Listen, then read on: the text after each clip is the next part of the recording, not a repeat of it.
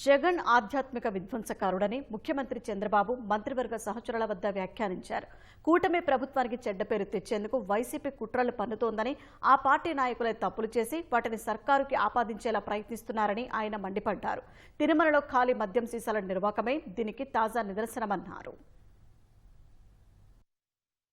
Cabinet భేటీలో agenda అంశాలు ముగిశాక తాజా పరిణామాలపై సీఎం చంద్రబాబు మంత్రివర్గ సహచరులతో చర్చించారు. వైసీపీ కుయుక్తులపై అప్రమత్తంగా ఉండాలని దిశానిర్దేశం చేశారు. ఆ పార్టీ నాయకులే ఖాళీ మద్యం సీసాలు పట్టుకొచ్చి తిరుమలలో పడేశారని, దాన్ని ప్రభుత్వ వైఫల్యంగా చిత్రీకరించేందుకు జగన్ ఛానల్లో నానాయాగి చేశారన్నారు. ఆ మద్యం సీసాలపై ఉన్న హోలోగ్రామ్ల ఆధారంగా దర్యాప్తు చేస్తే వాటిని ఎక్కడ కొనుగోలు చేశారు, వాటిని ఎవరు పట్టుకొచ్చి తిరుమలలో వేశారన్నది తేలిందని తెలిపారు. జగన్ను ఆధ్యాత్మిక వాతావరణాన్ని విధ్వంసం చేసే వ్యక్తిగా సీఎం అభివర్ణించారు.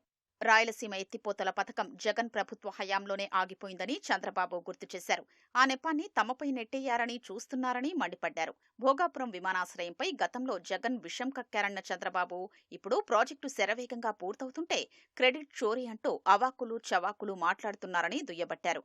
పోలవరం, నల్లమల సాగర్ ప్రాజెక్టులు పూర్తి చేసుకుంటే ఉభయ తెలుగు రాష్ట్రాలకు ఉపయోగపడతాయన్నారు. నీటి లభ్యత పెరిగితే వాతావరణ పరిస్థితులు, నేలల స్వభావాన్ని బట్టి లాభసాటిగా ఉండే కొత్త పంటలు వేసేలా రైతుల్ని ప్రోత్సహించొచ్చని అన్నారు. పీఎం కుసుమ్ ప్రాజెక్టుని వచ్చే ఏడాది వేసవికి 100% పూర్తి చెయ్యాలన్నారు.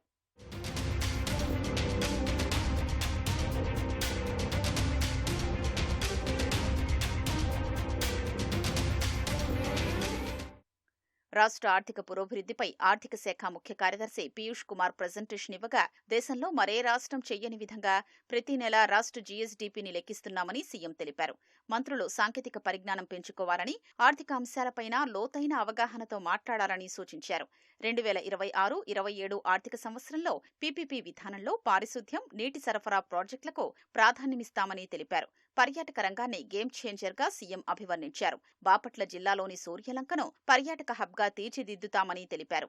అక్కడ ఇప్పటికే 1100 హోటల్ గదులు ఉన్నాయని, కొత్తగా 2 5 స్టార్, 1 3 స్టార్ హోటళ్ల నిర్మాణానికి స్థలాలు కేటాయించామన్నారు. 2 ఏళ్లలో అవి అందుబాటులోకి వస్తాయని తెలిపారు.